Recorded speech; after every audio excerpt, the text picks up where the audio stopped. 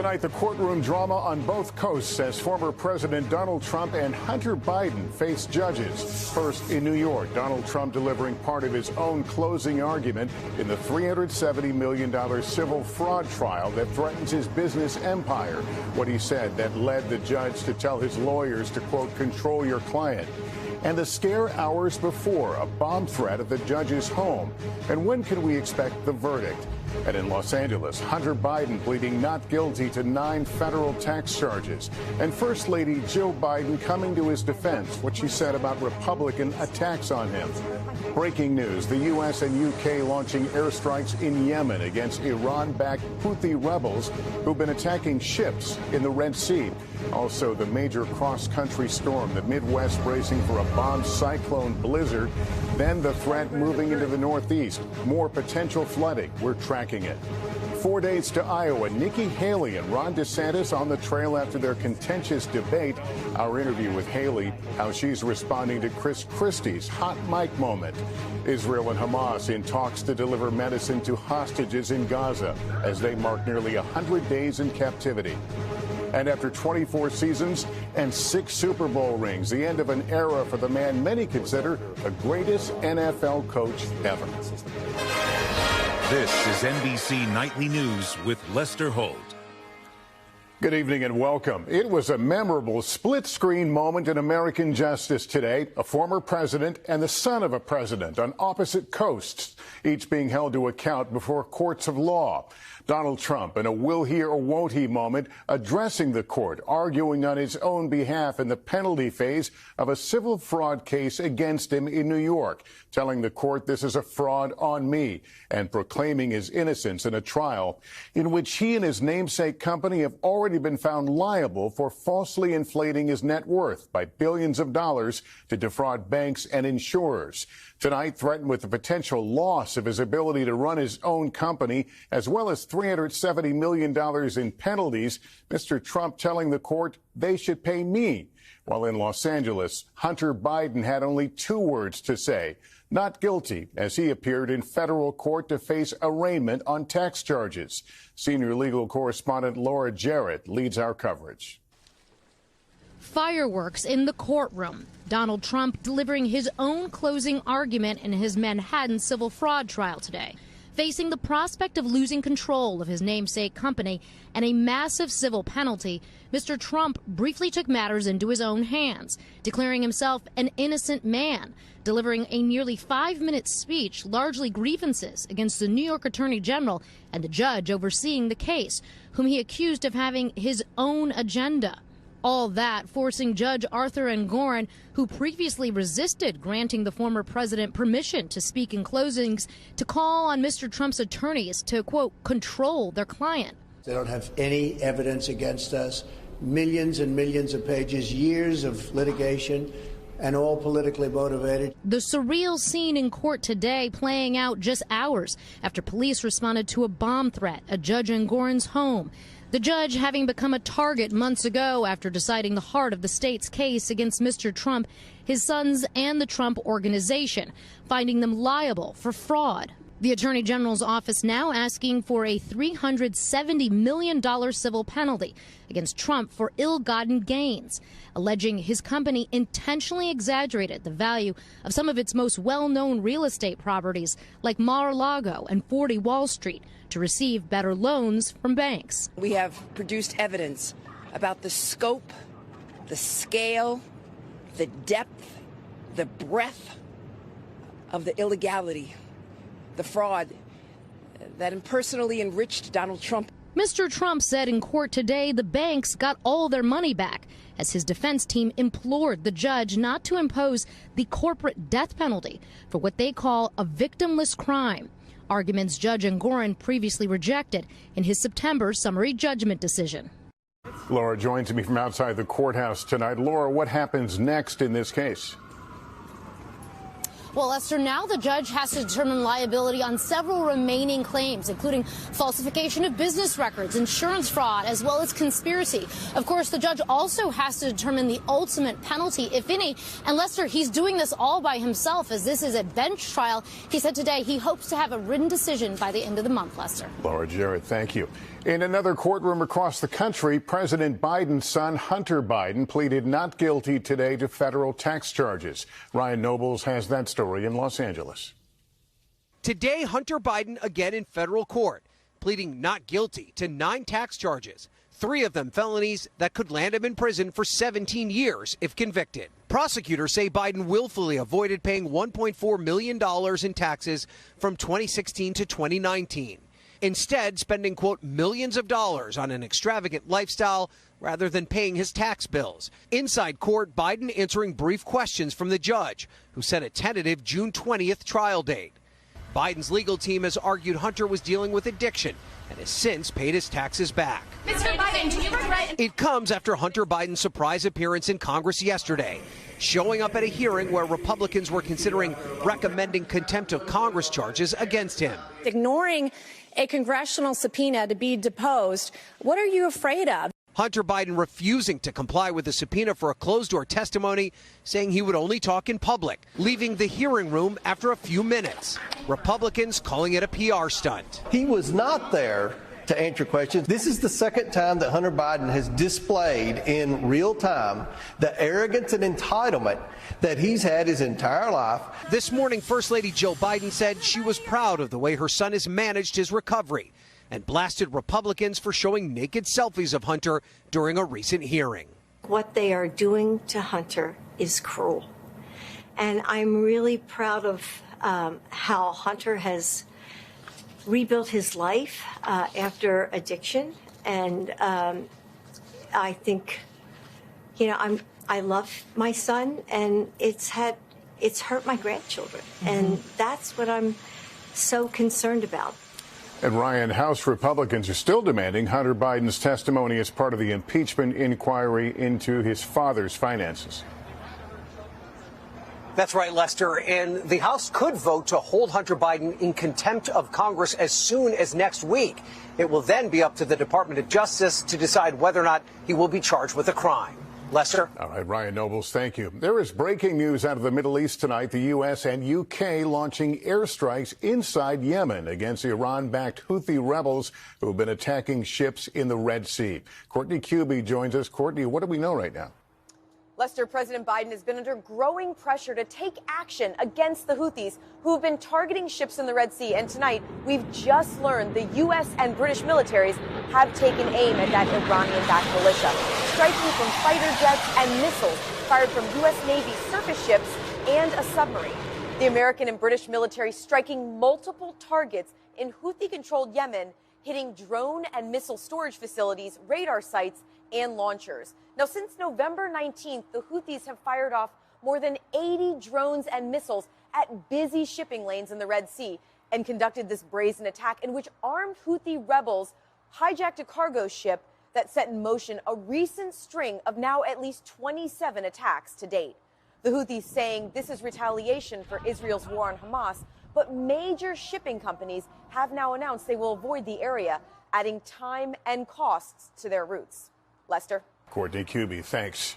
Another major new winter storm so intense it could soon qualify as a bomb cyclone is barreling across the country. Let's bring in Bill Cairns now, who's tracking it all. Bill, a lot of Americans will find themselves in the path of this. Yeah, good evening, Lester. And we're only days ahead of the Iowa caucus, and most of the state is under a blizzard warning. Also, winter storm warnings, Omaha, Chicago, Milwaukee. That's where the storm is going to hit the hardest. Someone could get over a foot of snow, especially southern Wisconsin, northern portions of Illinois, and the northern half of Michigan. And the winds are going to be howling up to 50 miles per hour. We're also going to get severe weather with this. Hopefully not as many tornadoes with this one, but they are possible, especially as we go throughout the south over the next 24 hours. So be ready for that. Also could have power getting knocked out with the winds. Flood watches up along the I-95 corridor. The rivers are already flooding from the last storm, and now another inch to 2 on top of it. And the last part of this puzzle is one that's different, Lester. We are going to see extreme cold from Montana to Texas by the weekend. All right, Bill, thanks very much. And already the massive storm has caused a deadly avalanche with people caught in its path, lucky to survive. Maggie Vespa has the latest. Tonight, the next wave of severe winter weather already leaving devastation in its wake. It swept me off my feet, threw me onto my back. In California, heavy snow and high winds sparking a sudden deadly avalanche at the Palisades Tahoe Resort Wednesday. Crews here digging out Jason Parker. You thought for a minute there you might die.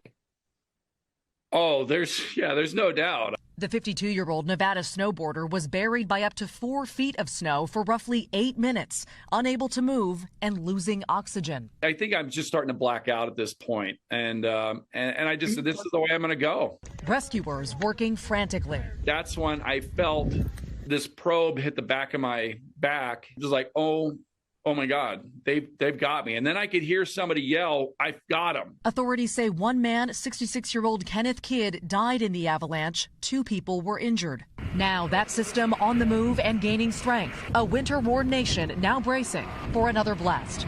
Maggie Vespa, NBC News. Tonight, just 4 days from the Iowa caucuses, it is a battle to the finish for second place behind Donald Trump, with Nikki Haley seeing her fortunes rising despite an unwelcome remark from a former rival. Garrett Haig is in Iowa for us tonight. Nikki Haley tonight shrugging off this hot mic Chris Christie critique, threatening to blunt her momentum in the final 4 days before the Iowa caucuses. And she's going to get smoked. And you and I both know it. She's not up to this. How do you convince folks he's wrong and you're up to this moment? I don't have to convince people he's wrong because nobody in that crowd's asking me about that. I mean, they see politics is not personal for me. It is for the fellas. It's not for me. So get excited. 4 days until caucus. Haley has ridden rising poll numbers into a battle for second place in Iowa behind Donald Trump, hoping to defy expectations here. All the media pundits love to talk about how they know what's going to happen in Iowa. I trust that you did your homework. I trust that you know where you want the country to go. Her crowd's now growing. She's as qualified as any person running for president in the last couple decades. But Haley's recent rise has put a political target on her back. The Trump campaign launching a new ad highlighting her views on Social Security this morning. Haley's plan cuts Social Security benefits. And Ron DeSantis, who has focused his campaign heavily on Iowa and needs a strong showing here, mocking her debate performance last night. I think it was like a Hillary Clinton type performance. Haley expecting to outlast the Florida governor. It's going to be a two-person race. We know that. Our goal is not to worry about petty things that others say. It's more about what do we need to do to get that next vote. Donald Trump Jr. keeping up the attacks on Haley here tonight, saying she's out of touch with the modern Republican Party. Lester? All right, Garrett, thank you. In 60 seconds, just in, signs of hope to get medicine to hostages being held in Gaza. And nearly 100 days later, our Richard Engel is at the site where many were taken, with one mother's poignant call for their release. Families of hostages held in Gaza are preparing for a heartbreaking milestone, 100 days since their loved ones were kidnapped by Hamas terrorists. Here's Richard Engel. It's been nearly 100 days since Hamas massacred more than 1,200 people and kidnapped hundreds inside Israel. And today, Israelis began to commemorate the milestone in the most mournful way. Families of hostages went right to the border with Gaza to shout to their loved ones. Don't give up! Stay resilient! We're coming to get you soon! The spot is painful and emotional. This is where an open-air concert was held on October 7th, when Hamas gunmen suddenly appeared in the sky and went on to murder more than 360 young men and women, kidnap dozens, and according to Israeli officials, rape women. We are standing so close to you. We love you so much. Romi Gonin was kidnapped from the festival. Shortly afterwards, we met her mother, Mirav, who was on the phone with her daughter as Hamas gunmen surrounded her car and took her. I spoke to Mirav again today, next to Romi's photograph. She was trying to escape from here. So, I have it in my mind. It's not just the sounds that I hear. Now I have the images, the pictures of what she was going through. And when you were shouting out her name? Yeah. Do you believe she could hear you? Yes, yes. She can either hear me or feel that I'm talking to her. I know she does. The Israeli government believes at least 100 hostages are still alive in Gaza. The White House says at least 6 of them are Americans. Negotiations to free them, led by Qatar and Egypt, have been stalled for weeks. A diplomat briefed on the talks tells NBC News that negotiations are underway to get badly needed medicine into Gaza for both the hostages and Palestinian civilians. Lester? Richard Engel, thanks. Up next, the number of students experiencing homelessness is rising. How one big school district is stepping in to help. No one will argue that educating our children is a top priority, but it's becoming more challenging as more school children experience homelessness. Stephanie Gosk reports from Los Angeles on how that district is helping. Alberto Carvalho runs the second largest school district in the country. Not an easy job, but right now it's harder than ever. We have an excess of 13,000 students who are experiencing homelessness. That number increased by close to 19%. An increase in evictions, higher cost of living, and a migrant crisis, all leading to more students who don't have a permanent home. I actually do believe that the numbers that we are currently tracking are but the tip of the iceberg. Like 14-year-old Vanessa. When we met her in the fall, she was living in interim housing, sharing a converted hotel room with her mother and 10-year-old brother. Vanessa just started at the neighborhood high school across the street. Toughest part of my day is probably leaving my mom, especially since she's still stuck here, but... Why is that the toughest? Do you worry about your mom? I worry a lot about my mom most of the time. Her mom suffered a health scare when the school year began and was in the hospital. Vanessa had to stay home from school to take care of her brother. She worries they will end up in foster care. Vanessa says taking care of her family led her to fail her first semester in 8th grade. Is it hard sometimes to focus on school when so much is going on outside of school? Yes, there were some moments where I didn't pay attention too much in school. The stress and the trauma felt by students is manifested in the classroom. Therefore, it is impacting teachers on a daily basis. What effect does that have on a school's ability to teach the entire school? Well, when you have a disproportionate number of students experiencing homelessness, you have to devote resources, special attention, counseling support, mental health support. To help families like Vanessa's, the district has beefed up their parent support systems and before and after school programs. Carvalho and other school officials even visiting students with low attendance rates, an initiative called I Attend. How important is education to break a cycle of homelessness?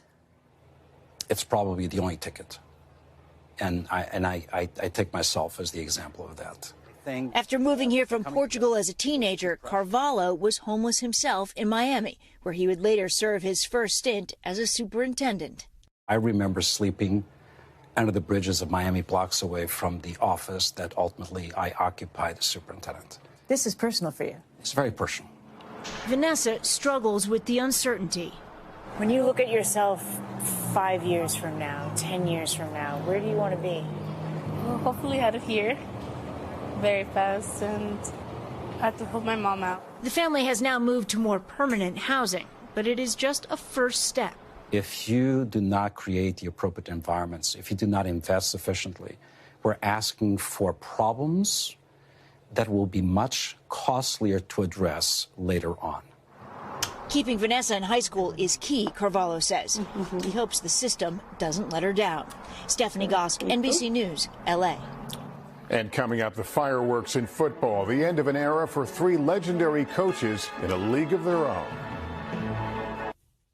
After 24 seasons, Bill Belichick is out as the New England Patriots coach. Jesse Kirsch reports on the seismic coaching shifts. He led the New England Patriots, including superstar quarterback Tom Brady, to 6 Super Bowl wins. Through it all, head coach Bill Belichick never got too excited, and today was no different. For me, this is a day of, gratitude and celebration.